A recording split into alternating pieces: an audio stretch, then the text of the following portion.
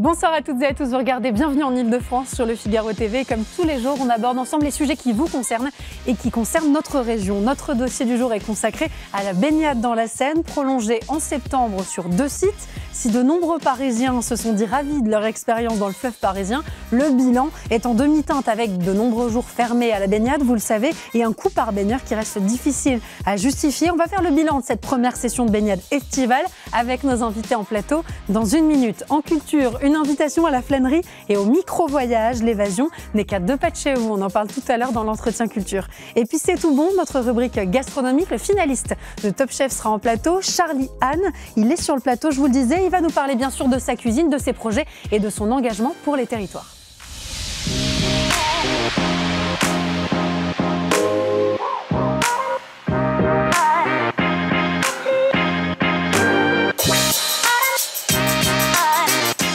Anne Hidalgo a décidé hier de prolonger l'ouverture de la baignade dans la Seine. Le site de Bras-Marie fermera dimanche, tandis que ceux de Grenelle et de Bercy resteront ouverts respectivement 1 et 2 semaines de plus.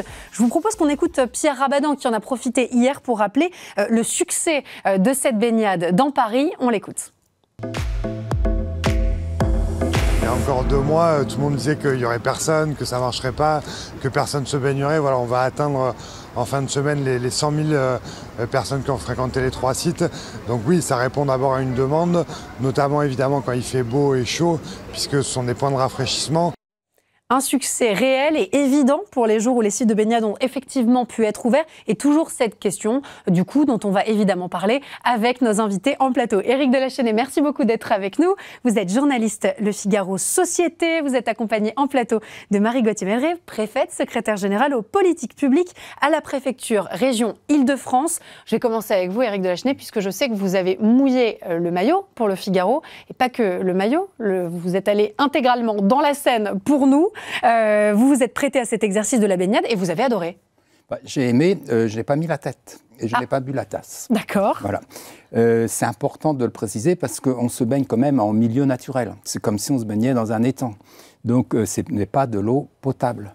Donc moi je mettrais un bémol d'emblée. Par contre c'est vrai que j'ai adoré.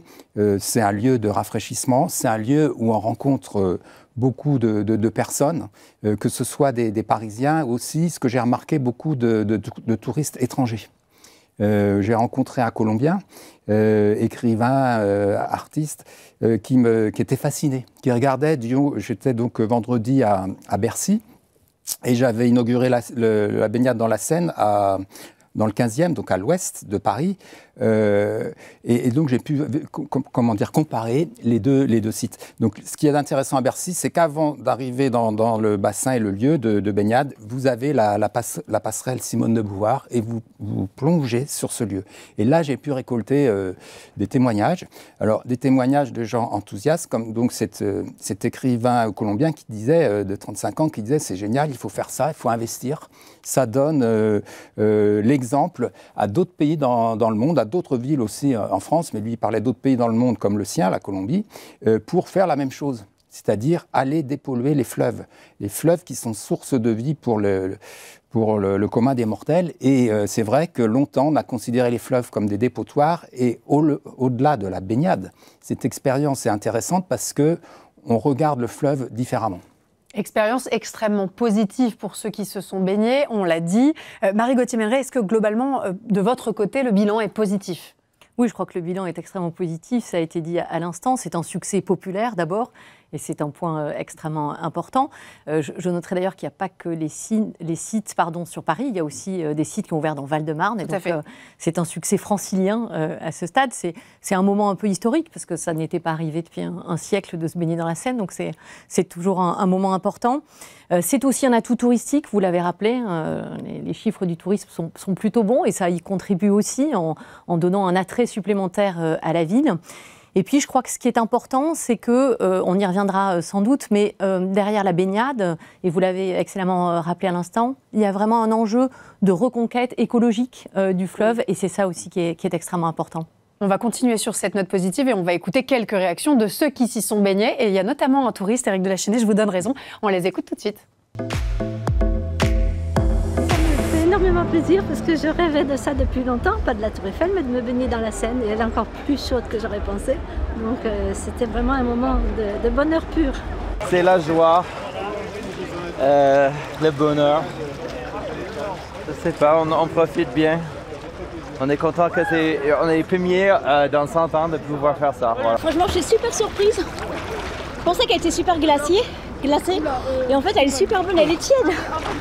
Ça, c'est une surprise vraiment. Je me suis attendue qu'elle va être froide comme la mer. Et en fait, elle est tiède, c'est génial. Le succès et beaucoup donc de plaisir pour ceux qui se sont baignés dans la Seine. Ils ont tous salué la température de l'eau, la qualité de l'eau en tout cas ressentie. Qu'en était-il vraiment de la qualité de l'eau pendant cette période estivale ?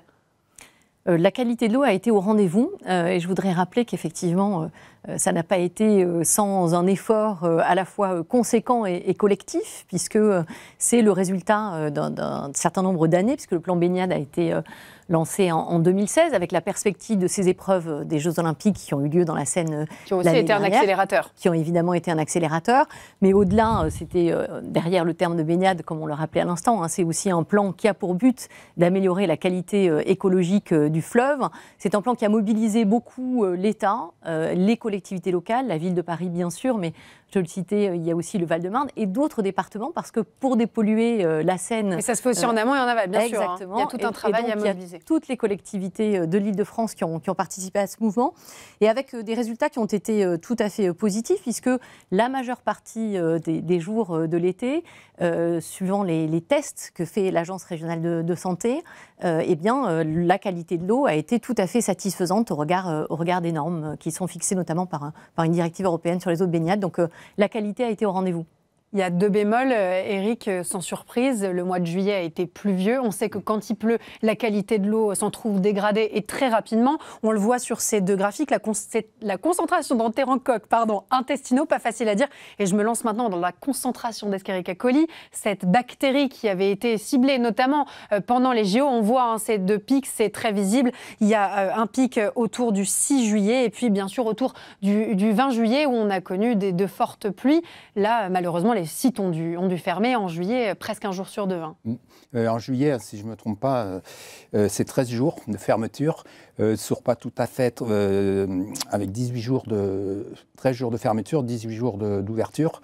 Donc c'est vrai que c'est presque la moitié. Il y a le 6 juillet, c'est le lendemain de l'inauguration officielle. Et là, il y avait de fortes pluies. Le 20 juillet aussi, c'était des précipitations orageuses.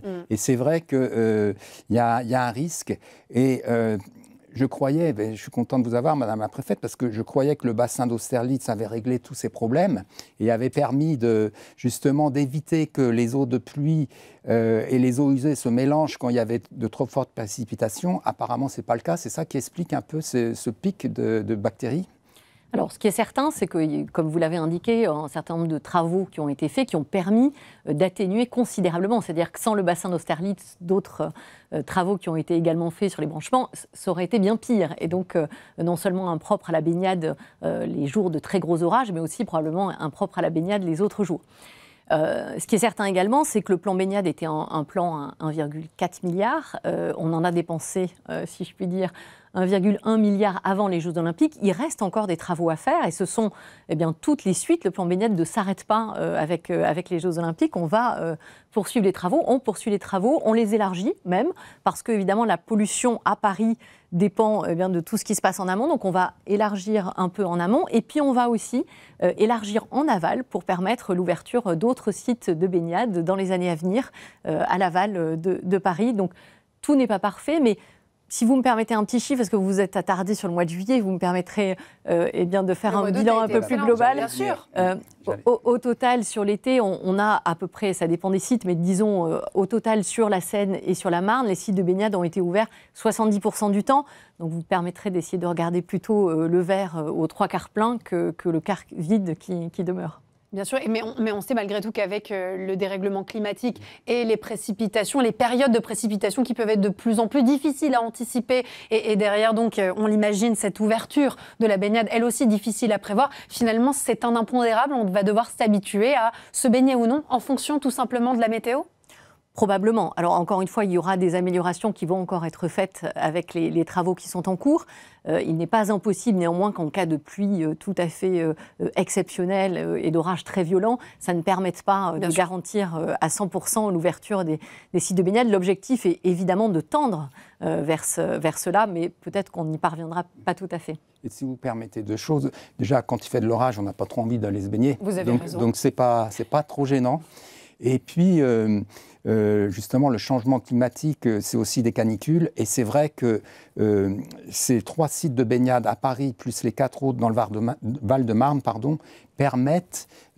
sont des lieux de fraîcheur. Et ça, c'est très important, parce que pour ceux qui ne peuvent pas partir en vacances, ou pour ceux qui reviennent de vacances, ou qui ne sont pas encore partis, qui travaillent, ben c'est une parenthèse. C'est une respiration, bien sûr. Oui, c'est une respiration. Et ça, c'est vraiment... ça donne un autre... très important, parce que ça donne un autre angle de Paris. On voit Paris sous un angle plus relaxant, moins stressant, moins pollution, moins embouteillage. On peut aussi se détendre au pied de la Seine. Donc je trouve que c'est à continuer, les efforts sont à continuer pour dépolluer ce fleuve, mais ça accompagne justement, c'est une bonne réponse au changement climatique.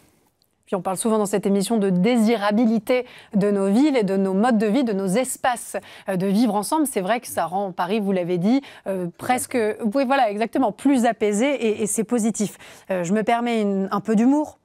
Pas de malade pour l'instant. Certains ont ironisé sur le fait que c'était certainement dû au fait qu'il y avait peu de médecins disponibles sur Paris, qu'il fallait attendre longtemps avant d'avoir un rendez-vous chez le médecin. Évidemment, c'est faux. Pour l'instant, il n'y a pas eu de cas problématiques. On s'en réjouit puisque c'était une des inquiétudes qui avait notamment été mise en avant pendant les Jeux Olympiques. Un autre problème, Éric, celui de la transparence. En revanche, la mairie de Paris s'était engagée à publier quotidiennement des relevés sur la qualité de l'eau. Ça n'a pas été fait. Les chiffres qu'on a, ils nous viennent de l'ARS. Ben oui, c'est l'ARS. Alors ça, c'est une petite interrogation de la part de... Surtout que les chiffres sont plutôt bons. Ils sont plutôt favorables. Je ne comprends pas pourquoi. En tout cas, l'ARS, elle, a dit qu'il n'y avait aucun cas au mois d'août.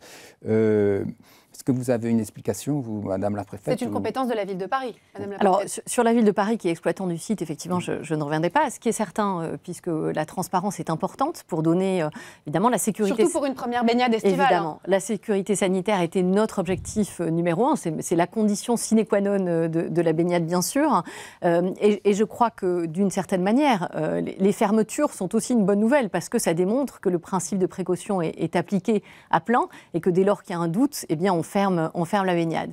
L'Agence régionale de santé, effectivement, fait des tests 3 fois par semaine, à des dates aléatoires. Donc, comme ça, on ne peut pas complètement les anticiper. Et elle publie l'intégralité sur son site. Et la Ville de Paris publie également sur les sites de baignade les résultats des tests ARS. Donc, je crois qu'il y a toutes les conditions pour établir la confiance avec les Parisiennes et les Parisiens. Je crois qu'il y a aussi un test qui a été mis en application cet été pour détecter immédiatement la bactérie dont on parlait tout à l'heure, la bactérie Escherichia coli, et qui donc déclenche la fermeture des sites dès lors qu'elle est présente en nombre trop important. Donc il y a des mesures de précaution évidemment qui ont été prises pour les Parisiens. La baignadabilité de la Seine, vous l'avez dit, c'est un projet d'envergure qui a mobilisé de nombreux acteurs et des montants financiers importants, 1,4 milliard d'euros. Est-ce qu'on peut rappeler peut-être ce qui a été entrepris? On se met à la place des Parisiens qui nous écoutent et des Franciliens, 1,4 milliard d'euros. On connaît la situation budgétaire de la France, on connaît les problématiques de gestion de nos budgets à Paris, on en parle souvent, en Ile-de-France aussi. Comment est-ce qu'on le justifie? Comment est-ce qu'on l'explique? On le justifie d'abord par ce que je disais tout à l'heure, c'est-à-dire que les 1,4 milliard d'euros ne sont pas destinés qu'à la baignabilité de la Seine en réalité. C'est une manière de reconcevoir les fleuves, et vous l'avez rappelé aussi tout à l'heure. Non seulement les fleuves, mais d'ailleurs la gestion de l'eau de manière plus globale. C'est-à-dire qu'on a à la fois une diversité écologique dont on se félicite tous, plus de poissons, de la réapparition d'espèces disparues. Si vous permettez, 10 fois plus de poissons. Il y avait 4 espèces en 90, il y en a 40 maintenant. Donc, nettement plus de variétés de poissons, la réapparition d'espèces qui avaient disparu, des moules d'eau douce par exemple qui réapparaissent dans la Seine alors qu'on n'avait pas vu, certains insectes qui avaient également disparu. Donc c'est une preuve que la biodiversité reprend ses droits dans le fleuve. Donc c'est un investissement qui ne vise pas que la baignabilité mais nettement plus large. Elle vise aussi la gestion du cycle de l'eau, qui, on le sait, est un enjeu extrêmement fort. On parlait tout à l'heure de transition écologique, de réchauffement climatique. La gestion de l'eau, c'est important. Dans les travaux, par exemple, vous avez des travaux extrêmement larges, comme par exemple la désimperméabilisation des sols. Bien sûr. qui est un point important pour que l'eau pénètre directement dans les sols et ne ruisselle pas.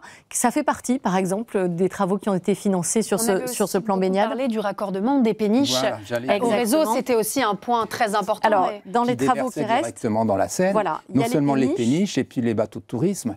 Là, on a vu, il y en a un qui a dégazé, ce qui a procuré la fermeture du site vendredi dernier de Port-Grenelle. Mais donc, il y a encore des efforts à faire. Et puis, il ne faut pas oublier que l'eau de la Seine nous sert d'eau potable. Donc, il y a des stations On rappelle qu'elle est traitée, évidemment. Ben, bien sûr, évidemment. mais ça peut aller que dans le bon sens. Donc, c'est vrai, respectons ce fleuve qui, quelque part, contribue à notre survie. Et qui est historique. Donc, je trouve que c'est bien, plutôt que de le voir comme une décharge à ciel ouvert, maintenant, on le considère tel qu'il doit être.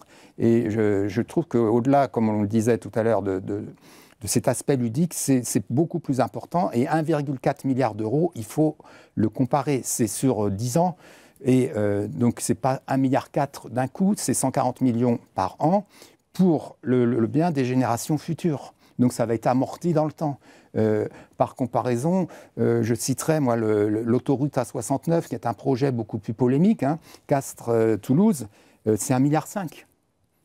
Donc, il faut vraiment relativiser. En plus, ce projet profite non seulement à des Franciliens, 12 millions de Franciliens potentiellement, et aussi des touristes, et contribue à améliorer l'image de Paris et de la France à travers le monde. Donc, 1,4 milliard, c'est... Certes, le chiffre est absolu. Le chiffre est imposant, mais il y a des réalités diverses, bien sûr. Pardon, on vous a coupé. Vous nous avez parlé de ce raccordement des péniches. On a aussi évoqué la perméabilité des sols et donc la nécessité d'investir sur ce sujet.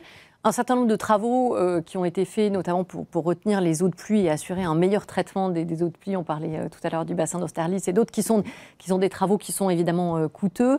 Il y a aussi une meilleure fonctionnalité des stations d'épuration avec la désinfection de leurs rejets. Donc tout ça fait un ensemble de travaux qui ont été financés par l'État pour moitié, mais aussi par les collectivités locales, par un certain nombre de particuliers. On parlait de ceux qui sont sur des bateaux, mais aussi d'autres branchements qui ont été effectués par eux. Donc vraiment un travail très collaboratif qui a été un peu orchestré par l'État, qui a été très soutenu par l'État via notamment l'Agence de l'eau, mais un travail extrêmement collaboratif qui a permis d'arriver à ce résultat.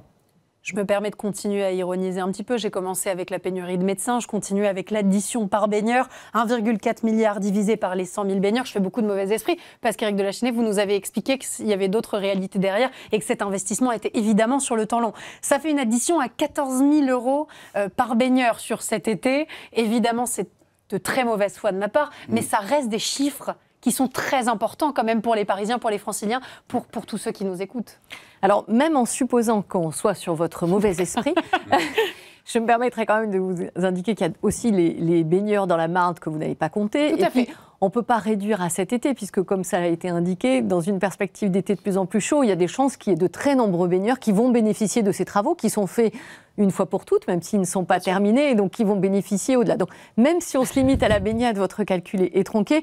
Et puis on l'a dit, je crois, à de nombreuses reprises, il n'y a pas que la baignade, il y a tout le reste. Et je crois que c'est aussi tout le reste qui doit être compté. Donc je suggère que vous rajoutiez par le calcul par tête, eh bien, les poissons nouveaux qui sont dans la Seine, les moules nouvelles, et tout ça va nous ramener à un coût nettement plus abordable. Et en plus, comme on le disait, c'est du long terme. Alors, pour aller dans votre sens, moi, j'ai fait un autre calcul. Ah, j'ai hâte. D'aussi mauvaise foi ou... Mais vous avez vu, je l'ai dit tout de suite. Un peu moins de mauvaise foi. Mais un peu simpliste, mais qui donne quand même... je pense, qui est plus proche de la réalité. C'est-à-dire, bon, les 1,4 milliard, c'est du long terme. Par contre, le court terme, c'est-à-dire combien ça coûte juillet, août. Donc les frais de fonctionnement ? Voilà, tout à fait. L'aspect opérationnel. Donc moi, ce que m'a dit Pierre Rabadan, d'ailleurs je l'avais cité dans mon article de mardi, c'est ça nous coûte 2 millions. Ça nous a coûté 2 millions. Donc, mais c'est parce que c'est vrai qu'il y a des maîtres nageurs, il y a des hôtes d'accueil. D'ailleurs, les infrastructures proposées sont de très bonne qualité. Moi, en tout cas, c'est les témoignages, et puis moi, je l'ai constaté, des gens qui en ont profité. Donc, c'est 2 millions d'euros. 2 millions d'euros par 100 000, ça fait 20 euros. Donc là, on est plus proche de la réalité si tant est qu'il faille faire ce calcul, parce qu'à ce moment-là, il faudrait aussi rajouter la campagne de com', l'équivalent d'une campagne de com' de Paris à travers le monde. Donc là, je pense qu'on diviserait déjà par 2. Donc, mais si vous voulez... C'est quand même plus proche. Mais ces frais de fonctionnement sont intéressants. Et d'ailleurs, Pierre Rabadan, quand il a annoncé que certains sites continueraient à être ouverts sur le mois de septembre, en a parlé. Donc je vous propose qu'on l'écoute et je vous fais évidemment réagir en plateau dans la foulée. La semaine à Grenelle supplémentaire, elle est 15 jours ici. On est à peu près à 300 000 € de coûts de fonctionnement supplémentaires, avec une option pour le week-end du 20-21, si on arrive à ouvrir, qui là se situera autour de 30 000 €. Voilà, donc si on arrive à ouvrir, y compris le 20-21, on sera autour de 330 000 €. Et en effet, ça rejoint ce que vous disiez, c'est que les frais de fonctionnement sont là, ils sont fixes. Qu'est-ce qui coûte aussi cher? C'est le personnel finalement, qui est présent en nombre aussi pour que ça se passe bien. Peut-être qu'on a pris un peu beaucoup de sécurité pour cette première baignade estivale. On ne prend jamais assez de sécurité, surtout avec l'eau. Moi, un maître nageur m'a dit à Bercy, quand j'ai été, cet été, ils ont sauvé 3 ou 4 personnes. C'est-à-dire qu'il y a des gens qui surévaluent leur capacité à nager. Bercy, c'était quand même un bassin de 60 mètres de long, 12 de large et 6 de profondeur. On perd tout de suite pied.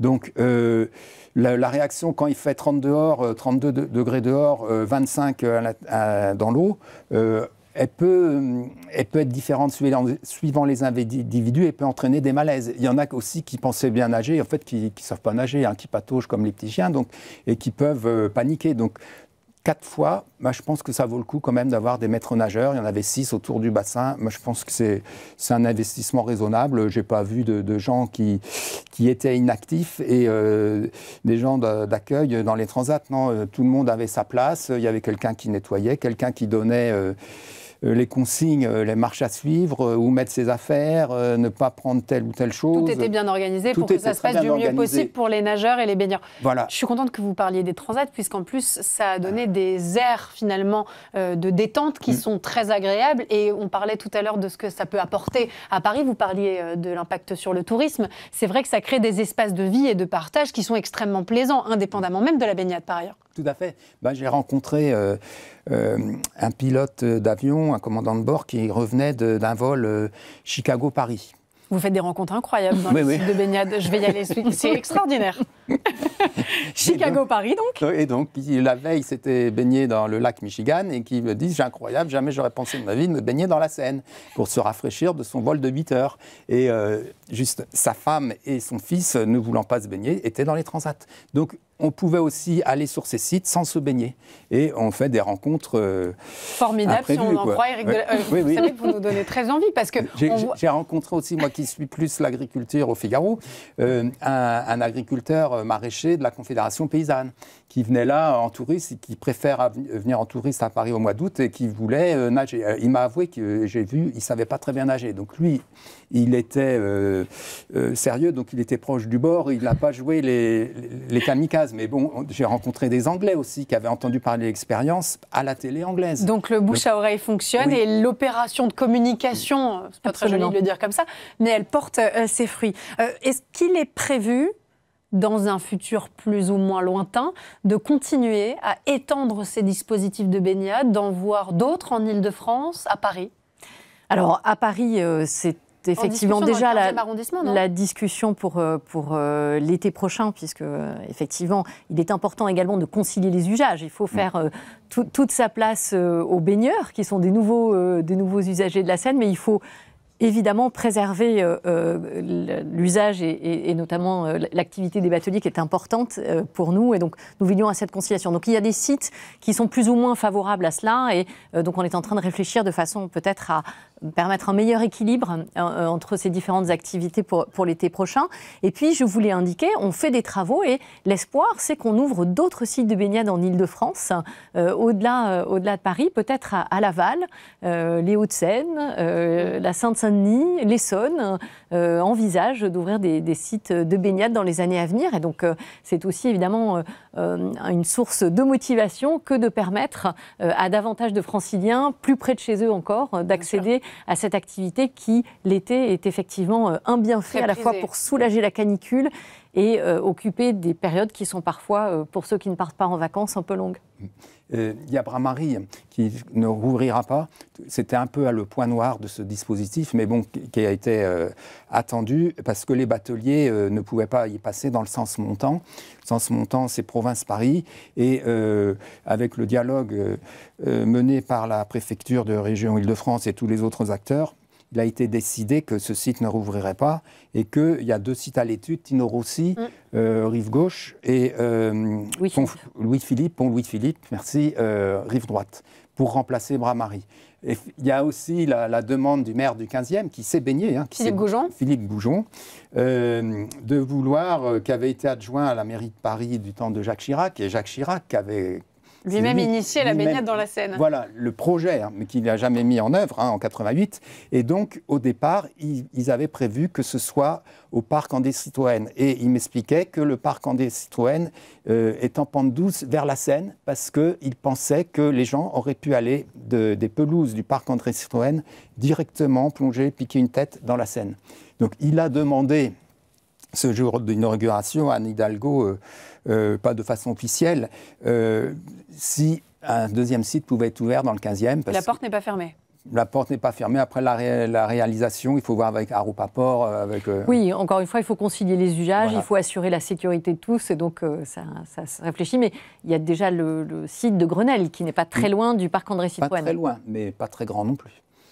Il y a eu une discussion qu'on a eue dans la rédaction aujourd'hui entre nous sur ces usages justement et sur ce qui se faisait ailleurs, notamment en Suisse, en Allemagne, où ça fait vraiment partie du quotidien de certaines provinces, de certains habitants qui justement vont tous les jours se baigner dans des fleuves, dans des rivières qui sont aménagées. On a le sentiment qu'en France c'est plus poussif, on a le sentiment qu'il y a eu énormément de précautions qui ont été prises sur cette baignabilité de la Seine. Est-ce que demain, c'est un usage qui va se démocratiser et qui va nous concerner tous? Vous y croyez, Eric? Ah oui. Bah, je pense que avec des opérations et des expériences de ce type, c'est qu'on voit ces cours d'eau non pas comme un moyen de transport, c'était vraiment les moyens de transport qui étaient favorisés, puisqu'il y avait même les voies sur berge. On faisait des voies sur berge pour les voitures. Donc des autoroutes en plein centre-ville. C'est une ineptie. Je pense que là, on change complètement de paradigme. Voilà. Et qu'on va peut-être être plus écologique, mais dans le bon sens du terme. Pour moi, l'écologie, c'est ni droite ni gauche, c'est d'abord un comportement. Et donc, c'est-à-dire qu'on est pragmatique par rapport à la nature, qu'on respecte. Parce que si on ne respecte pas sa nature, nous, on fait partie de la nature, et donc on va à l'échec. Et c'est ça le positif vraiment de cette opération. De cette baignabilité. Madame la préfète, vous y êtes favorable? Le succès de la baignade à Paris va sans doute donner beaucoup d'idées à plein d'autres personnes, et c'est une très bonne nouvelle, je crois, pour nous tous. Eh bien, on suivra ce dossier, évidemment, dans l'émission, comme on a commencé à le faire depuis que vous nous suivez. Merci beaucoup, Madame la préfète. Merci beaucoup, Eric de la Chênaie, d'avoir été présent en plateau avec moi. Et on passe tout de suite à l'entretien culture. Encore merci.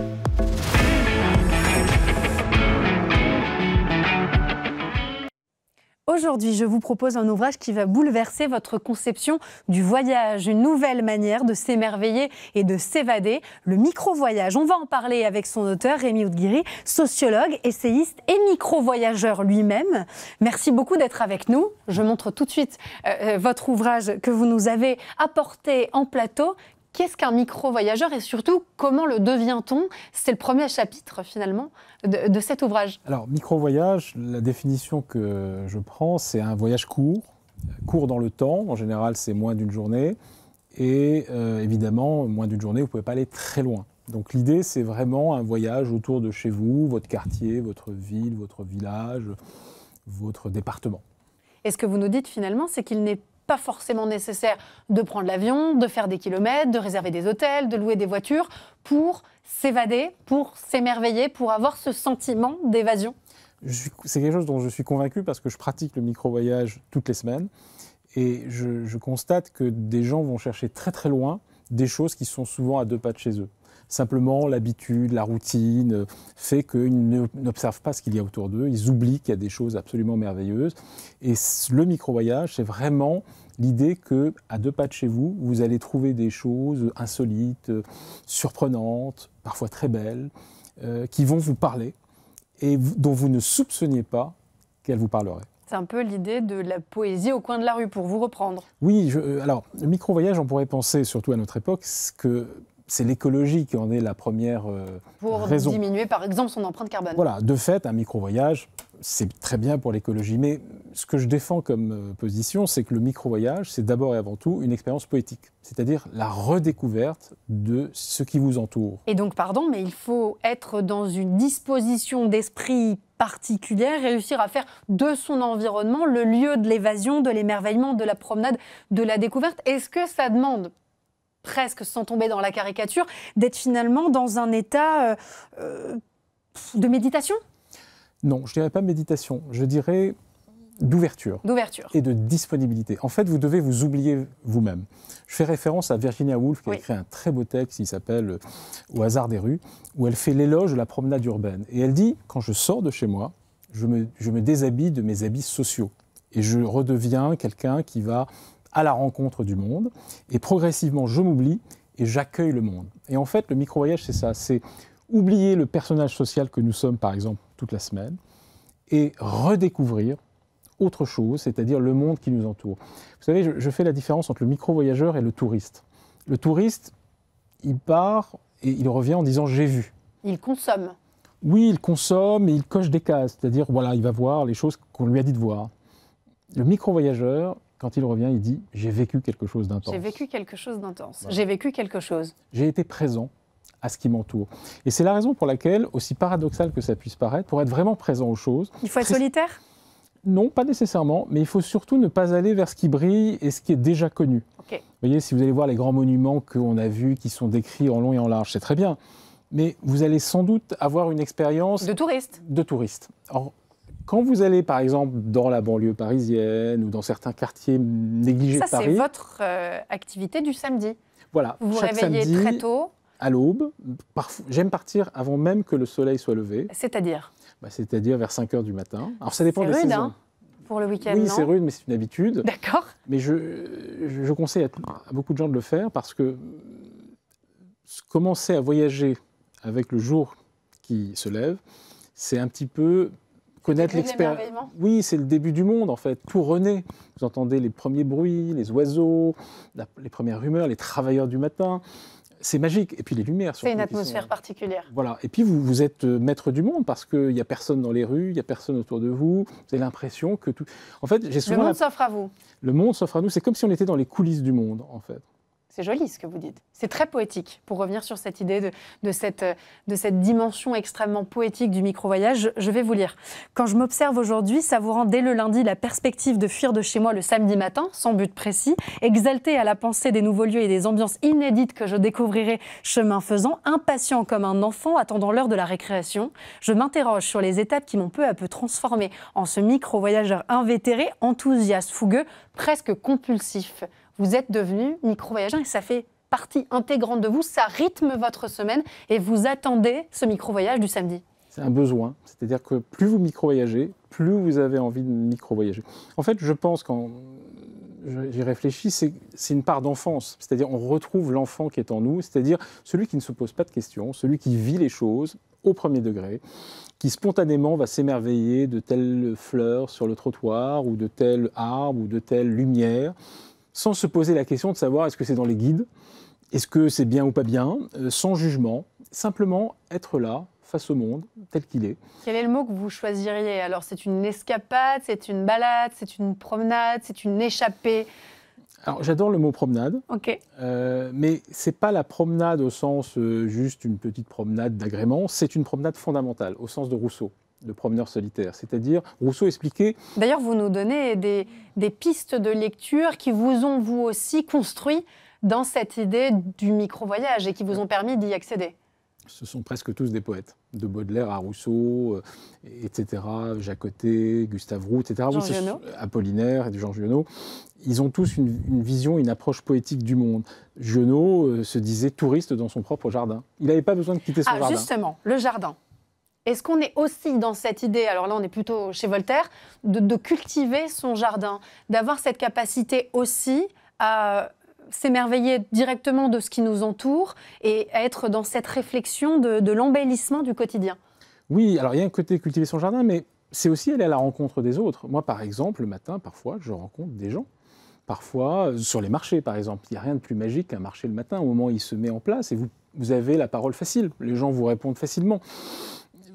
Récemment, à Alfortville, je suis rentré dans une maison de la culture tôt le matin. Il y avait un personnage qui m'a accueilli et qui m'a fait visiter. Il avait le temps, j'avais le temps. C'était une merveilleuse rencontre. C'était sur la bande dessinée chinoise. Enfin, voilà, c'est pas nécessairement solitaire. Il ne faut pas être trop nombreux. Avec un enfant, c'est parfait, parce que l'enfant, comme je l'ai dit, s'émerveille de tout. Cette capacité d'émerveillement. Voilà, donc vous suivez l'enfant. Et celui qui est en vous et celui qui est à côté de vous. Alors cette question va vous plaire, mais est-ce qu'on doit forcément renoncer aux joies du voyage, au plaisir d'acheter un billet d'avion, d'aller découvrir le monde, d'aller rencontrer des peuples, des cultures, des choses qu'on ne connaît pas? Est-ce qu'on doit y renoncer pour autant? Pas du tout. D'abord, moi, je ne suis pas un militant, je ne suis pas un moraliste, je ne juge pas, je partage simplement une passion que j'ai. Parce que moi, je prends un plaisir fou à découvrir, par exemple, moi aussi. Mais moi aussi, je pars... Dans la préface, j'explique bien que le micro-voyage n'est pas exclusif du voyage lointain. Moi, je suis allé récemment en Allemagne, je vais au Maroc, etc., régulièrement.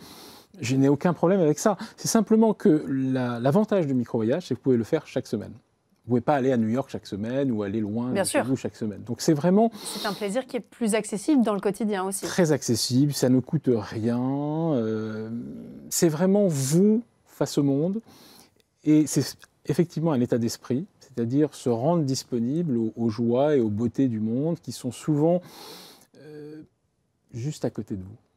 Est-ce que pour débuter dans le micro-voyage, je ne sais pas si on peut utiliser cette formule et si elle est correcte, on peut commencer, alors on va commencer évidemment avec votre ouvrage, Micro-voyage, le paradis à deux pas. Vous êtes aussi inspiré, vous nous avez parlé de Virginia Woolf tout à l'heure, de Jean Giono, de Baudelaire. Est-ce que vous conseillez un ouvrage pour rentrer dans cet état d'esprit? Il y a une bibliographie à la fin. Qui est très riche, tout à fait. Voilà, une petite bibliographie du micro-voyageur. Mais je donnerais plutôt un conseil. Un conseil? Pour ceux qui vivent à Paris ou dans l'Île-de-France. C'est se lever plutôt tôt le matin, mais chacun à son heure, et de prendre un bus au hasard. C'est-à-dire vous montez, voilà, au hasard, prenez un bus, vous montez dedans, et vous vous laissez porter. Et puis à un moment donné, quand le paysage vous plaît, etc., vous arrêtez, vous sortez du bus et vous allez explorer. Et puis ensuite, vous reprenez un autre bus, là encore au hasard, et vous vous laissez porter. C'est ce que je fais assez régulièrement. Et c'est magique, parce que vous ne savez pas où vous allez aller. Vous allez découvrir des choses que vous ne soupçonniez pas. Et vous allez toujours pas épuiser la périphérie francilienne. Non, elle est infinie. Une vie ne suffira pas. Une vie ne suffira pas. Alors, l'Île-de-France, c'est merveilleux, Paris, etc. Mais je pense que toutes les régions de France permettent ça. Non, le monde est infini. À partir du moment où on cherche à le regarder vraiment, à y participer, à communier avec lui, une vie ne suffira pas. Donc c'est du bonheur pour toute une vie. Du bonheur, c'est joli. Vous le dites, le paradis à deux pas. Le paradis à deux pas. Vous écrivez que malgré ces années passées à Casablanca, c'est Paris qui a été votre terrain privilégié de micro-voyageurs. Vous habitiez d'ailleurs à une porte de Paris, c'est particulièrement pratique pour s'évader. Est-ce que, en découvrant différemment donc aussi notre région, vous vous êtes rendu compte de sa richesse? Est-ce qu'on peut apprendre à aimer, à réaimer l'endroit dans lequel on vit aussi Oui, je pense en particulier à Paris où souvent les Parisiens qui vivent intramuros ont une vision parfois un peu déformée de la banlieue. La banlieue, étymologiquement, c'est le lieu du bannissement, de la mise au ban. Donc c'est plutôt... On est puni. Le terme de périphérie, lui aussi, n'est pas hyper sexy si on est dans ce registre. Or, en réalité, il suffit de franchir le périphérique, très souvent, pour vous apercevoir que soudainement, alors vous êtes loin des projecteurs, mais justement, vous êtes un peu perdu, mais ça peut vous inquiéter un moment, mais au bout d'un moment, être perdu, c'est découvrir vraiment les choses, c'est se donner la capacité d'explorer. Et je cite beaucoup dans le livre Peter Handke, qui vit à Chaville depuis les années 90, et il a parcouru en long et en large les Hauts-de-Seine, et il expliquait que c'était ça qui l'intéressait. Il était loin de Paris, qui était un peu déprimante avec ses lumières, ses projecteurs, sa pression sociale, mais dans la banlieue, soudainement, vous rentrez dans l'ombre, et dans l'ombre, vous devenez qui vous voulez. Est-ce que c'est ce charme discret de la périphérie dont vous parlez aussi? Exactement. Moi, je suis un passionné de périphérie. Je trouve que de la frontière, je m'y sens très bien. Justement, moi, je travaille à Paris. J'aime travailler à Paris. C'est peut-être pour ça que vous avez besoin de vous évader. Oui, mais à Paris, c'est comme si j'étais un acteur, avec des projecteurs sur moi. Et puis le samedi, vous êtes vous-même. Voilà, et quand je sors de Paris et je rentre dans cette banlieue un peu ombreuse, ombragée, je me sens moi-même. Je sens que j'ai plus besoin de jouer la comédie et je peux me laisser aller à ce que j'aime, c'est-à-dire flâner, visiter tel ou tel parc, visiter tel ou tel quartier, découvrir tel ou tel marché, et ainsi de suite à l'infini. Je pousse le concept un tout petit peu plus loin. Est-ce que si on est un voyageur traditionnel, on va en vacances avec sa famille, est-ce qu'on peut être un micro-voyageur de ces nouveaux territoires aussi ? On peut. On part en vacances à l'étranger et on se dit, je fais cet exercice du micro-voyage là où je suis et donc partout. Tout à fait. Je le fais moi partout où je vais. À Barcelone, je le fais. Génial. Quand je suis au Maroc, je le fais. Quand je suis en Allemagne, je le fais. J'applique effectivement cet esprit. Encore une fois, c'est un état d'esprit. C'est-à-dire, à partir du moment où vous êtes convaincu que partout où vous êtes, il y a des choses à découvrir, à explorer, eh bien, allons-y. L'émerveillement et le paradis à 2 pas de chez vous. Merci beaucoup d'être venu nous présenter Micro-Voyage. C'est un excellent guide pour découvrir cette pratique du micro-voyage. Et on est ravis de, grâce à vous, d'avoir cette curiosité et cet émerveillement naissant d'aller découvrir encore mieux Paris et l'Île-de-France. Un grand merci, Rémi Audeguiry, d'être venu nous en parler sur le plateau de Bienvenue en Île-de-France. Et on passe tout de suite à C'est tout bon.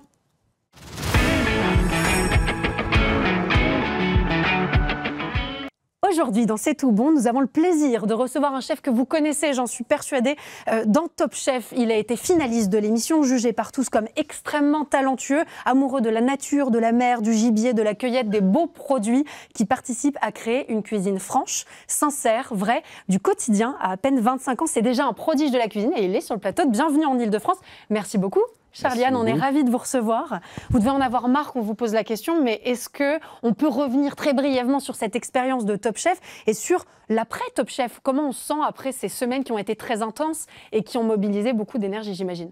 Alors, beaucoup d'énergie, ça c'est sûr, beaucoup de fatigue, mais bon, c'est pas forcément par le travail, c'est plus par la fête que ça a engendré à chaque fin de tournage.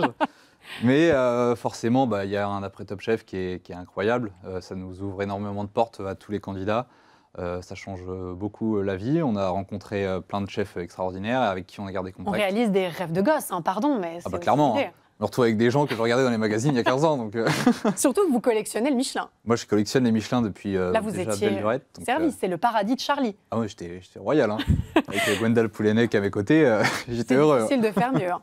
Alors, expérience très riche, très intense. Et on a suivi évidemment votre parcours, un parcours où vous n'avez cessé de surprendre les chefs par votre sincérité, votre attachement viscéral au terroir, à cette technique aussi qui vous tient très à cœur et cet engagement du quotidien. Vous direz que vous êtes un amoureux du terroir. On sait que vous êtes normand, donc évidemment de ce terroir et de ces territoires en particulier, mais de ce qui vous émeut au premier chef. Alors, c'est sûr que moi, mon terroir normand, je l'ai dans le fin fond du cœur. C'est quelque chose qui me touche énormément. C'est pour moi énormément de souvenirs, que ce soit d'enfance et même à l'heure actuelle, c'est encore des souvenirs qui sont grandissants. Et à la fois, c'est un terroir que j'ai envie de défendre, parce qu'il n'est pas énormément représenté, surtout dans le monde de la gastronomie. On a énormément de grands chefs 3 étoiles qui sont normands et qui pour autant ont quitté la Normandie. Donc j'essaye quand même de débattre un peu mon petit bout de pain. Et à la fois, moi c'est un peu, je me simplifie la vie, entre guillemets. J'aime bien aller à l'essentiel. Donc c'est juste prendre des choses qui me rappellent des souvenirs ou que moi j'ai envie de manger. Donc forcément ça vient de chez moi. On regarde un extrait assez court, promis, d'un grand moment à Top Chef où le chef Alexandre Mazia a dégusté un votre plat et a été extrêmement ému. Ah, on ne l'a pas pour l'instant, on va le récupérer rapidement. Et en attendant, on va continuer à parler de votre amour de la gastronomie et de ce guide Michelin, des inspecteurs qui ont d'ailleurs salué votre travail à de très nombreuses reprises. Est-ce que c'est ça le prochain objectif, c'est l'étoile ? L'objectif, il est clair, moi, c'est d'aller chercher une étoile. Maintenant, il faut déjà aller chercher le restaurant qui me permettra d'aller la chercher. L'objectif depuis déjà 10 ans, c'est d'aller chercher une étoile. Maintenant, il y a aussi l'étoile verte qui est arrivée il y a quelques années, que j'ai aussi envie d'aller chercher. Parce que... Avec derrière un très beau message. Exactement. Et un message, j'imagine, qui vous touche particulièrement. C'est un peu l'étoile du bon sens. J'aime bien dire ça, c'est que c'est juste logique. En fait, c'est d'aller chercher des produits qui sont à côté de chez nous plutôt que d'aller prendre le meilleur bœuf du monde qui a fait 40 heures de vol pour arriver dans l'assiette. Ça, c'est pas vous, hein? Non, clairement pas. Cuisine, hein. Ça sera pas ça. On n'aura pas d'agrumes qui viennent de l'autre bout du monde ou du bœuf qui a été élevé à 400 km. On respecte les produits et nos territoires. Clairement, c'est de prendre de ce qu'on a autour de nous, faire marcher les petits producteurs, les petits éleveurs, parce que franchement, ils sont déjà incroyables. Donc, on a pas besoin d'aller à l'autre bout du monde. Hein. Et on a récupéré cet extrait avec Alexandre Mazia, donc on va pouvoir voir la réaction de ce chef triplement étoilé qui vous déguste. Le chou, c'est ce qui est le plus compliqué à brûler parce qu'on a vraiment l'amertume quelque chose d'astringent, mais quelque chose de ferreux. Et c'est un exercice pas facile, il n'a pas choisi l'élément le plus simple à brûler. Ok, donc prise de risque. Ah oui, grosse prise de risque. Bah si le chef il trouve ça osé, c'est cool. Hein. Ça, je vais goûter ça déjà. Ah, je vois bien que ça vous tente. Très habile parce qu'il a brûlé l'intérieur de l'orange. Et on a ce côté fumé qui vient. Ça, c'est super. Ah, d'accord. Ça, c'est plutôt bien. Ça, c'est plutôt bien. Maintenant, le chou. Chou orange, pour moi, ça marche nickel. Donc bah là, j'espère que ça va lui plaire. C'est vraiment dans la proportion. Le chou est bien cuit. Travail de l'orange. Les deux s'enchevêtrent bien. Il était absolument conquis. Oui, ça s'est plutôt bien passé pour moi en tout cas. Et comme énormément de chefs qui vous ont dégusté, quand on a cette validation des plus grands, on se dit qu'on n'a pas à s'inquiéter pour la cuisine qu'on propose au quotidien, ou c'est pas vraiment votre ADN non plus? C'est pas trop l'ADA. Hein. Non, j'aime pas trop me reposer sur mes lauriers. Après, je sais très bien que forcément ça fait du bien de se sentir un peu confirmé par tout ça, mais en même temps, on se dit qu'on est sur la bonne voie et qu'il faut continuer comme ça et qu'il faut rien lâcher, quoi. Alors là, vous allez signer une carte dans les Yvelines, chez Chou de Chanorier, des bistrots pas parisiens. C'est votre première table. Qu'est-ce que vous avez eu envie d'y mettre? Eh bien, clairement, j'y ai mis mon cœur. J'ai mis exactement ce que moi, j'aurais aimé de manger dans un bistrot. Donc, c'est des œufs maillots aux algues et aux huîtres. C'est vraiment des choses qui me ressemblent. La mer ne vous quittera jamais. L'iode ne me quittera jamais, hein, clairement jamais. pas. Je vous ai coupé, pardon. Donc, on retrouvera donc des œufs maillots, vous l'avez dit, avec une petite trace d'iode. Exactement. Est-ce que ça vous caractérise? Toujours la mer est toujours présente. Ou alors, ça peut être une tomate qui sera infusée au géranium. Donc c'est toujours avoir des choses qui me ressemblent, ou même que ce soit sur le dessert, un peu de christmarine, donc c'est une herbe sauvage qui pousse sur nos côtes. Donc vous avez fait la promotion dans Top Chef également. Donc j'ai fait la promotion dans Top Chef, exactement. Et là vous êtes au cœur d'un château, d'un domaine classé, sans oublier l'histoire de ce lieu. Est-ce que c'est difficile de signer une carte d'un lieu qui n'est pas le sien? C'est un challenge? C'est toujours un challenge, surtout quand on est dans un lieu qu'on ne connaissait pas avant. C'est de se dire, bon, il faut essayer de garder quand même une identité et d'aller dans une trame qui soit cohérente. Parce que c'est bien beau de faire des assiettes, mais il faut que ce soit cohérent avec le lieu et avec l'attente des gens qui seront là-bas. J'imagine que c'est un challenge qui est excitant pour vous. Moi, j'ai adoré. Hein. Franchement, ça a été super. J'ai travaillé tout l'été avec le chef qui sera en place. Et on a bossé sur la carte tous les deux. Et c'était un super moment. Et c'est début septembre, le lancement de cette 9 septembre, nouvelle carte. exactement. Le 9 septembre. Fin septembre, nouvelle échéance pour vous, puisque vous allez retrouver 2 candidats de Top Chef, Philippine et Charles, dans leur adresse, le Boréal, pour un menu à 6 mains. Pourquoi ce projet? Vous avez eu un coup de cœur? Alors, Charles et Fifi, c'est un peu mes parents de la saison. Hein. Ah d'accord, Charles et Fifi, on a oublié le Philippine. C'est Charles et Fifi. Charles et Philippine, ouais, c'est un peu mes parents de la saison. Ouais. Ils ont toujours été là pour moi, que ce soit juste pour papoter le soir ou même en sortie de tournage en décembre. J'ai passé janvier-février à vivre chez eux. D'accord. Donc j'avais ma petite chambre, mon petit tas de linge. Et le matin, j'allais leur filer un petit coup de main en mise en place. Donc forcément, ça nous a donné... Et maintenant, vous vous invitez dans leur resto. Voilà, c'est ça. Donc on s'est dit, autant faire un petit truc ensemble. Donc c'est un peu. Vous n'avez pas tout à fait les mêmes univers? Pas du tout, non. Donc ça va donner quoi ce menu à 6 mains? Donc là, c'est pas l'idée de faire chacun ses plats, sinon c'est mieux. Ça perd de la cohérence. Donc on est parti un peu dans l'idée de faire toujours le père et la mère ou le gros et le petit. Génial. Dans chaque assiette. Donc que ça soit le mouton et l'agneau ou le bœuf et le veau ou la tomate et la tomate cerise. C'est un dîner auquel on peut encore s'inscrire ou les places? Malheureusement, c'est parti ultra vite. En 40 minutes, ça s'est rempli pour la semaine. Donc nous, on a été déjà surpris et en même temps ultra heureux. Donc maintenant, on n'a plus qu'à faire le taf. Et puis lundi prochain, du coup, on part en cueillette tous les 3 en Normandie. Vous partez en cueillette en Normandie, c'est génial. Je les emmène avec moi. On part tous en train. Alors ça, c'est votre dada et c'est vous qui allez les initier à la cueillette. Clairement. Moi, c'est un peu mon milieu. J'adore ça. Les herbes sauvages, pour moi, c'est toute ma cuisine. Et c'est ce que j'aime faire, même quand je suis seul, pour passer du temps avec moi-même. Ça ressemble à quoi, une session cueillette? Une session cueillette, c'est du calme. Et juste entendre le bruit des arbres qui bougent ou des branches qui craquent sous mes pieds. Et juste penser à un peu tout et n'importe quoi. Mais il faut s'y connaître un peu sur la partie purement... Pardon, je suis très logique dans ma réflexion. Il faut s'y connaître un petit peu. Alors forcément, faut s'y connaître. Moi, j'ai eu la chance de travailler avec un chef, donc Thomas Benadi, qui est à Cervon, à côté du Mont-Saint-Michel, qui m'a vachement initié et qui m'a mis le pied à l'étrier à ça. Et par la suite aussi avec Thomas Ferrand, qui est un super cueilleur à côté de Caen et qui m'a vachement appris des choses. Et après, il y a la curiosité personnelle, que ce soit dans les livres ou même maintenant sur les comptes Instagram, on peut apprendre énormément de choses. Et avec Vous de la êtes fier de curiosité. défendre cette idée de la cuisine, cette idée de la gourmandise, du terroir, de ce qu'on peut trouver dans notre assiette? Fier, oui, clairement. Fier de défendre la Normandie, les produits qu'on peut y trouver et se dire que même en Normandie, on a du poivre qui pousse comme ça, en pleine nature et qu'on n'a pas besoin d'importer du poivre de l'autre bout du monde, quoi. Est-ce que quand vous allez chercher à vous installer, vous allez privilégier une installation à Paris parce qu'au début, c'est plus évident puisque votre renommée s'est faite aussi avec ce bassin de population qui a eu un coup de cœur pour vous dans cette émission, ou est-ce que vous allez justement choisir d'aller plutôt dans les territoires et plutôt en dehors de Paris, pourquoi pas en Normandie? Alors pour le moment, non, je vais rester sur Paris. D'accord. Le challenge est plus important pour moi. On a beaucoup plus de concurrence et ça me permet aussi, moi, de me challenger beaucoup plus que de me reposer sur les lauriers en arrivant à la maison avec tous mes petits coins de cueillette à droite à gauche. Donc ça sera une expérience parisienne pour Exactement. vous. Vous la redoutez ou elle est excitante malgré tout? Non, elle est très excitante. Hein. Je l'attends avec impatience. Je crois qu'il n'y a pas un matin où je me lève en ce moment et que je me dis putain, vivement que ça commence parce que là, j'ai besoin. Vous trépignez? Ah, j'ai besoin que de ça là. À J'ai besoin de quoi reprendre les couteaux. ressemble le restaurant des rêves de Charlie? Eh ben, le restaurant de mes rêves, une façade un peu éclatée. D'accord. Et juste un intérieur très brut, très épuré, avec juste des herbes séchées sur les murs. Et, quelque chose de simple, très simple. de franc? De simple, de franc, pas de chichi. Parce que faut que ça soit cohérent avec moi et avec ma cuisine. Donc c'est à l'essentiel, quoi. À ceux qui disent que quand ils vont dans un restaurant Michelin, parce qu'ils ne sont par exemple pas habitués à ce type de dégustation, ils se sentent un peu perdus dans des assiettes qui sont complexes pour certaines, des assiettes satellites, avec des compositions où on ne reconnaît plus le produit.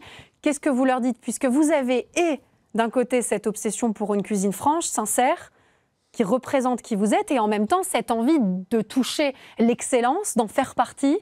Comment est-ce que vous allez concilier les deux et comment vous allez répondre à ceux qui sont un peu déboussolés? Et bien justement, c'est d'essayer de trouver la bonne balance, en fait. De se dire, faut que ça ait l'air simple, que les choses soient lisibles. Donc c'est pour ça que j'aime aussi pas surtransformer les produits, que quand l'assiette arrive, il faut qu'on les reconnaisse. On puisse les reconnaître. Et surtout, quand on goûte, ça soit juste la meilleure carotte de votre vie et pas juste une carotte qui a la forme la plus différente de votre vie, quoi. Donc pour moi, c'est d'aller à l'essentiel, que ça soit et dans les goûts et dans la transformation, mais surtout choisir le bon type de cuisson, la bonne céramique qui va la présenter, et c'est vraiment de ne pas perdre les gens, quoi. Parce que moi, le premier, j'aime les choses simples. J'aime pas quand il y a 20 000 choses dans l'assiette et 40 000 petites pousses qui sont là juste pour faire joli, quoi. Il faut qu'on aille droit au but. Exactement. Votre plat préféré? Mon plat préféré? Aujourd'hui, c'est difficile, hein. Et honnêtement, vous allez rire, mais moi, c'est un jambon beurre. Jambon beurre. Je passe ma vie à manger des jambons beurre. Un vrai jambon beurre. Le pain encore bien croustillant. Tradition, bien croustillante. Plein de fleurs de sel sur le beurre. Un bon jambon. C'est vraiment votre plat préféré? Je pourrais manger ça tous les jours. C'est vrai? Vraiment. Je kiffe les jambons beurre. Mais encore cette semaine, je vais dû en manger au moins 4. Ça, c'est très chauvin, hein. C'est très chauvin, C'est ouais. très chauvin. C'est très chauvin. Par ailleurs, ça vous ressemble. Mais et le plat de grand-mère, puisque je sais que ça compte beaucoup pour vous. Eh ben, le plat de ma grand-mère, on va dire plutôt, c'est vraiment, elle faisait un riolet qui était exceptionnel, j'adore le riolet, qui était encore tiède quand on le mangeait à l'heure du goûter. C'est quoi la technique pour un riolet vraiment réussi? Honnêtement, elle me l'a pas livré. C'est vrai? Je pense que c'est que du cœur et juste le plaisir de faire plaisir. Beaucoup d'amour. Que de l'amour. Merci beaucoup, Charlie-Anne, d'être venue sur le plateau de Bienvenue en Ile-de-France pour nous parler de vous, de votre cuisine et puis de votre authenticité que tout le monde souligne systématiquement. On retrouve donc votre carte chez Chou de Chanorier. Dans un premier temps, dans les Yvelines, on vous redécouvre fin septembre dans ce dîner à 6 mains avec Philippine et Charles et Fifi, comme vous les appelez. Et ensuite, évidemment, dans votre futur et nouveau restaurant, et vous reviendrez nous en parler. Carrément, avec plaisir. Avec grand plaisir. Merci beaucoup d'être venu sur le plateau de Bienvenue en Ile-de-France. Et moi, je vous souhaite une excellente soirée. Demain, vous retrouvez Damien Canivez à la présentation. Et moi, j'aurai le plaisir de vous retrouver dès lundi à 19h. Excellente soirée.